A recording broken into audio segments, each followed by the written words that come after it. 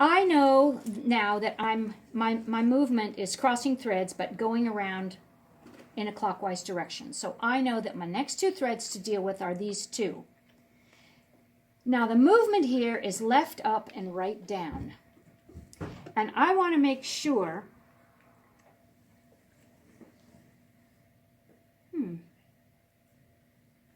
that the threads that I'm moving are underneath. I know I don't want to move these two threads. The next time I work with these pairs, I don't want to move these two threads because they're on top. Now in this pair, the next time I move something from this pair, I can see that I need to move these two threads because I can see that they're underneath. That's the big key. So you can get interrupted all you want once you get that figured out. Okay, now I'm just, so, ta-dum, ta-dum, ta-dum. Now the system here, did everybody get that? Sure.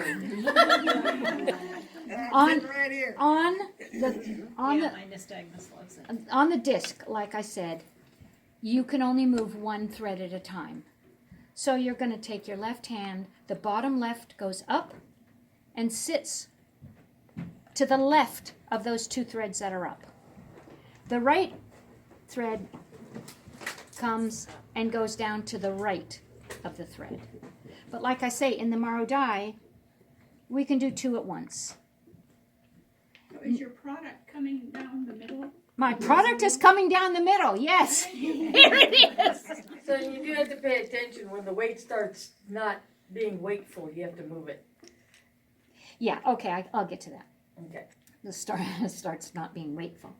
So again, I'm checking that I'm working with these pairs, and I'm checking that I'm moving the ones that are on the bottom, not the ones that are on the top of that work underneath. Now, again, the advantage of the Marodai, in my estimation, is that I go faster because I'm working with two hands at once. And I also have a system of weights which is evening tensioning my work, which is going to make a nicer braid. And you know, the Japanese are just so perfectionist, and they just go up and they just flow and they go over and they go up and they flow and they go over. Everything is just so perfect and nice. See, this is where that northwest southeast thing, this is where you get all confusing. Another thing both on the Marodai and the discs, these things, you can see I've messed up my whole north, south, east, west thing, right?